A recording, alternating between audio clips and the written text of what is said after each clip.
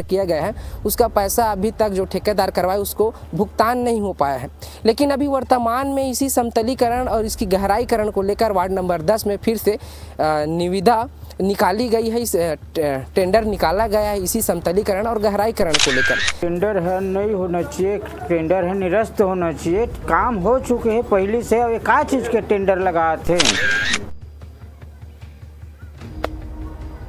भैया वो गार्डन पहले ही से पुराना वाले और खराब कर दे मिट्टी डाल के। इसमें से अधिकांश काम पूर्व में हो चुकी है और ये जो टेंडर निकाला गया ये मिल बांध के पैसा की बंदरबांट करने के लिए निकाला गया है।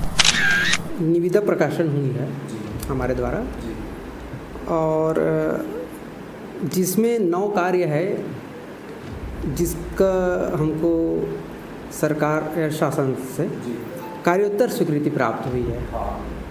कार्योत्तर स्वीकृति का मतलब है जो कार्य हो चुके हैं अब उसको एक प्रणाली के तहत है ना, अब अभी हमको स्वीकृति प्राप्त हुई है 18/6/2025 को। टोटल 9 कार्य हैं और उसका हम लोग निविदा जारी किए। कबीरधाम जिले के बोड़ला नगर पंचायत पर विकास को लेकर एक बड़ा सवाल खड़ा हो रहा है। आपको बता दूं इस वक्त मैं मौजूद हूं बोड़ला नगर पंचायत पर, जहां पर हिंदू संगम होता है। ये उस स्थल है जहां पर एक पहले से गार्डन बना हुआ था, अब उस गार्डन को समतलीकरण कर दिया गया है। इस पर एक सवाल खड़ा होता है, भाई साहब अगर ये गार्डन है तो इसे समतलीकरण करने का क्या ज़रूरत था? क्यों इन पर 3,96,000 रुपये क्यों फंसाया गया? ये सवाल खड़ा होता है। साथ ही साथ इस पर जीरा गिट्टी पर भी सवाल उठ रहा है। लगभग 2,96,000 रुपये का गिट्टी डला हुआ है।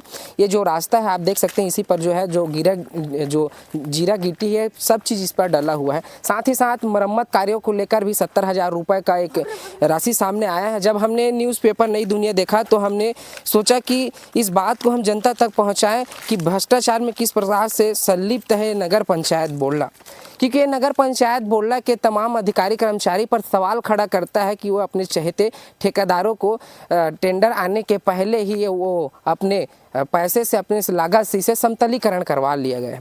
भाई अगर आदेश नहीं निकला हो तो आप बिना आदेश के शासन के नियमों का आप उल्लंघन कर रहे हैं, ये जाहिर सी बात होती है।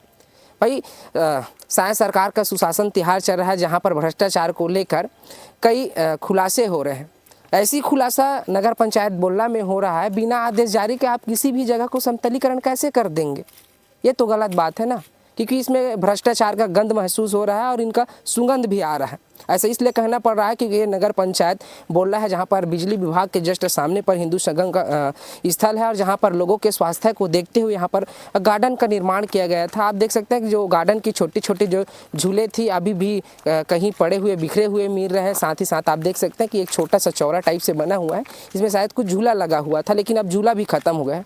ठीक है, आपने समतलीकरण वो भी बात अच्छा है, लेकिन यहाँ के झूले को कहाँ किया गया? यहाँ पर दरवाज़ा लगा गया था, उसको कहाँ किया गया? ये सवाल खड़ा करते हैं भाई साहब। नगर पंचायत जो बोड़ला है वो भ्रष्टाचार पर पूरा डूबा हुआ है। लेकिन एक और पेपर में जब हमने देखा नई दुनिया का तो उस पर इस टेंडर का जो ये पहला समतलीकरण और गहराईकरण किया गया है उसका पैसा अभी तक जो ठेकेदार करवाए उसको भुगतान नहीं हो पाया है। लेकिन अभी वर्तमान में इसी समतलीकरण और इसकी गहराईकरण को लेकर वार्ड नंबर 10 में फिर से निविदा निकाली गई है। इस टेंडर निकाला गया है इसी समतलीकरण और गहराईकरण को लेकर। लगभग सामने आया है। साथ ही साथ 9 लाख के आसपास, लगभग उससे ज़्यादा की जो लागत राशि उसका गहराईकरण के लिए लागत लगा गया है। तो देख सकते हैं बिना आदेश के अगर आप समतलीकरण करते हैं तो आपके ऊपर कानूनी नियम का उल्लंघन करने पर आपको जेल भी हो सकता है, आपको जुर्माना भी भर सकता है, आपको हर्जाना भी भरना पड़ सकता है।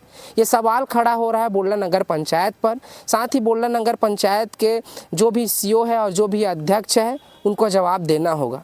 आखिर क्यों इस पर समतलीकरण किया गया है? सीएमओ को इस पर जवाब देना पड़ेगा। आखिर क्यों उनका समतलीकरण करने के लिए आदेश दिया गया? क्या सीएमओ को उस समय पता नहीं था कि समतलीकरण हो रहा है यहाँ करके? तो उस समय रोक टोक करना चाहिए था। लेकिन अब फिर से निविदा टेंडर निकाला गया है जिसका आवेदन दस्तावेज प्रस्तुत करने का जो दिन है 8 अगस्त तक को है और जिस व्यक्ति को टेंडर देना है, जो ठेकेदार को टेंडर देना है, उनका डेट लगभग 13 तारीख को फिक्स कर दिया गया है। ये सवाल खड़ा होता है वार्ड नंबर 10 पर और यहाँ के हम तमाम नागरिकों से बातचीत करने की कोशिश करेंगे कि आखिर ये मामला क्या है, आखिर ये समतलीकरण क्यों करवाया गया है, क्या लोगों के स्वास्थ्य के साथ बड़ा खिलवाड़ हो रहा है। पाथवे का भी निर्माण किया गया था लेकिन पाथवे आज अभी तक के एक भी नहीं दिखाई दे रहे हैं। आपको मैं बता दूं कहाँ कहाँ पर हुए हैं और कहाँ कहाँ कितना कितना गहरीकरण मरम्मत कार्य के लिए लगा हुआ है। लगभग गहरीकरण के खुदाई के लिए 9,95,000 रुपये, वही जीरा गिट्टी डालने के लिए 4,12,000 रुपये लगभग अनुमानित राशि सामने आई है। साथ ही 2,96,000 मंच के निर्माण में और विभिन्न विकास कार्य के लिए 3,69,000 रुपये सामने आए हैं। शौचालय है उसके मरम्मत के लिए 70,000 रुपये सामने आए हैं। साथ ही 48,000 रुपये की कच्ची नाली एवं समतलीकरण के लिए 93,000 रुपये का भी राशि सामने आई है और इनकी पोताई लगभग 70,000 रुपये और गार्डन समतलीकरण के लिए 3,16,000 रुपये की जो लागत राशि सामने आई है। आपको बता दूं ये जो समतलीकरण के लिए 3,16,000 रुपये की लागत राशि से ये अनुमानित खर्चा आया, ऐसा उस पेपर में छपा हुआ था। और उस पेपर के माध्यम से हम जब यहाँ इसकी स्पष्टीकरण इसके पुष्टि के लिए आए थे तो फिलहाल अभी पुष्टि नहीं हो पाई है, क्योंकि अब तमाम जो अधिकारी इस न्यूज़ चैनल के माध्यम से उन तक खबर पहुंच रही होगी तो जांच टीम भेजें और इसका जांच पड़ताल कराएं कि आखिर क्यों इसका जो समतलीकरण क्यों करवाया गया है और गहरीकरण क्यों करवाया गया है। ये साफ तौर पर जाहिर होता है भाई साहब, आप किसी भी जगह का सरकार के आदेशानुसार आप इसका समतलीकरण नहीं कर सकते, क्योंकि ये नियम के विरुद्ध है। और साथ ही साथ ये नियम उस पर भी लागू होता है जो इस पर संबंधित नगर पंचायत के जो सीएमओ हैं और जो अध्यक्ष इसके ऊपर भी सवाल खड़ा हो रहा है। क्या सरकार इस पर जांच करेगी? क्या कबीरधाम जिले के जो कलेक्टर है वर्मा जी क्या इस पर जांच एक्शन लेंगे? टेंडर है नहीं होना चाहिए, टेंडर है निरस्त होना चाहिए। काम हो चुके हैं पहले से, अब क्या चीज़ के टेंडर लगाए थे? आखिर नगर पंचायत तो काम लोग पहले करा चुके हैं। अब एक का चीज़ बराउ टेंडर करा थे, का पैसा खाए बर करा थे का? भैया तालाब के गहरीकरण पहले हो चुके हैं, अब तालाब में भर गए पानी, अब वो का चीज़ लगा गड्ढा करा है? तो टेंडर पहले ले हो चुके तो बन गए, गहरीकरण के हो गए, सब चीज़ आ गई। अब आप का चीज़ के करा है? और जीरा गिट्टी भी डले, जीरा गिट्टी डले है। अब वहाँ जाके देखो तो लद्दी है, अभी भी कीचड़ में जा नहीं सको। का लगते भैया इखर मानसिकता का हो सकता? मानसिकता इखर पैसा खाए के अपन जेब भरे के इखर मानसिकता है। आपके नाम? भागवत पटेल। पार्षद हो? अभी वर्तमान पार्षद हैं और नगरवासी भी, वार्ड नंबर 4 के पार्षद हैं। तो आपके सीधे सीधा आरोप का है इन पैसा खाए बर लगे हैं सब।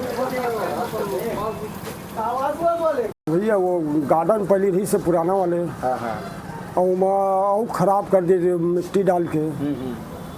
और जन मोट पार्षद निधि है ना, 3-4 महीना हो गया मैं पार्षद निधि अभी तक से मोट टेंडर नहीं गया। वो बहुत जल्दी टेंडर हो गया और उतना जल्दी काम फास्ट कर ली सो है। वो काम हो गए और वो काम हो गया। अब के बेले वो टेंडर कर ही भाई है। मैं पार्षद निधि के लिए काम ला भी अभी तक से टेंडर नहीं लगे हैं। ओखर इतना जल्दी वो तो कई लाख के काम है, वो इतना जल्दी फास्ट टेंडर लग गया। वो पार्षद निधि के काम हम नहीं लग सके, आंगनबाड़ी के लिए डाले रहे हैं। बच्चा मन तक सीहल हुआ आठे एखन नाम से डाले रहे, अभी टेंडर नहीं लगे हैं। अभी जिन टेंडर लगे 30 लाख वाले ओमा का लग थे आप काबर लगाए हो? ओमा मोला लगते भ्रष्टाचार लगत है। भ्रष्टाचार के कारण ओला फिर निकाला। हाँ, ओखर बात का है इतना जल्दी फास्ट काम कैसे हो गया तही बता। जब पार्षद निधि काम है अभी 4 महीना घूम गए भैया मैं हैं, और वो काम इतना फास्ट होगा नहीं।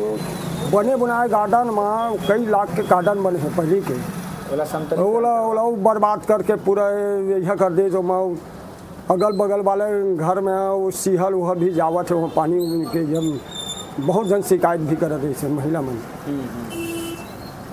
जिन मकाम है नहीं है अगल बगल में। क्या नाम लिखा आप? सुखचैन नहीं मिलता।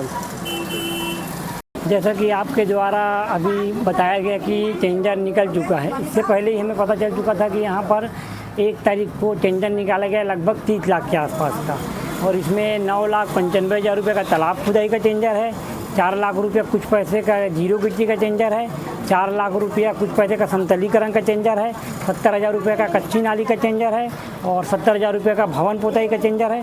ऐसे करके वार्ड क्रमांक 10 में लगभग 30 लाख के आसपास का टेंडर निकला हुआ है वर्तमान में।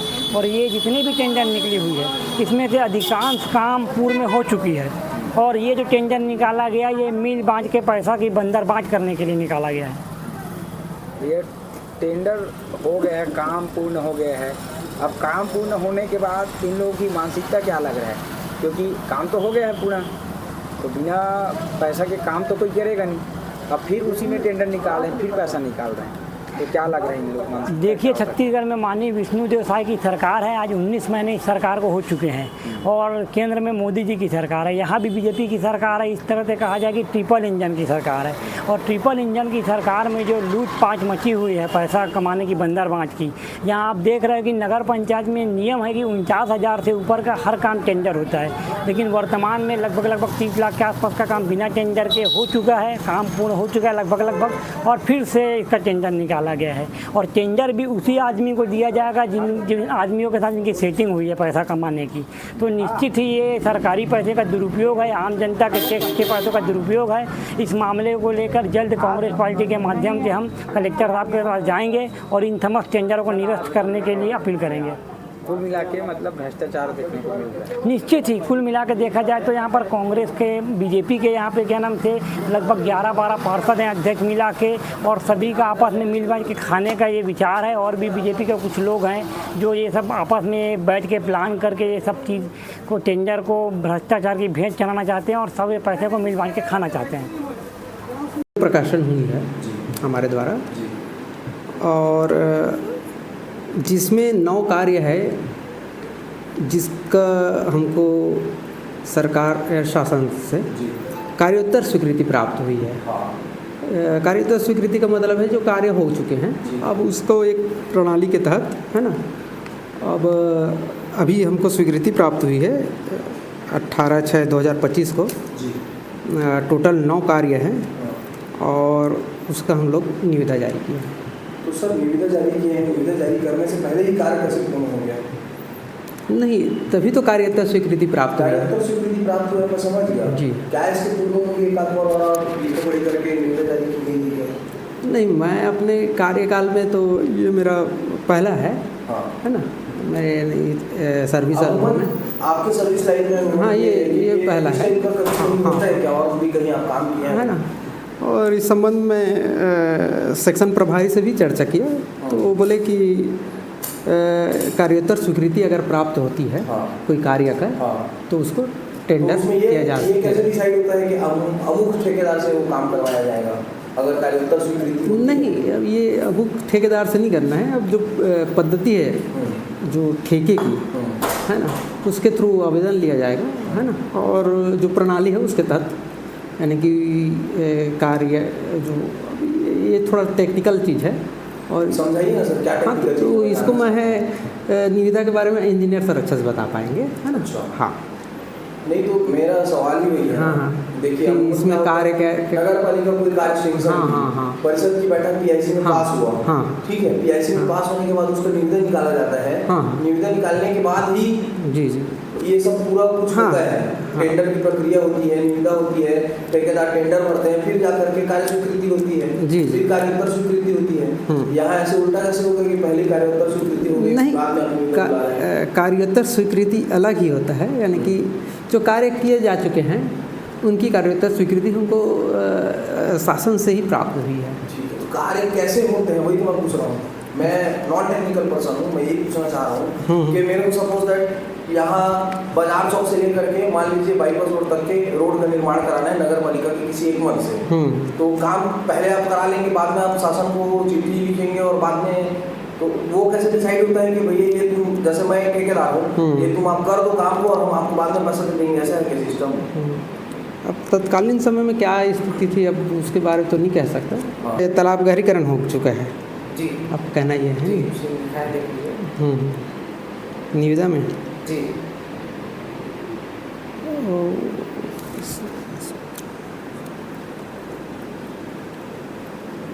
मेरे भी जानकारी नहीं है। आपको जानकारी नहीं है? ये सब सारे जो विभाग हैं आप कौन देखते हैं, आपके इंजीनियर? हाँ, ये PWD सेक्शन है, वहाँ सब पता कर सकते हैं, बता देंगे।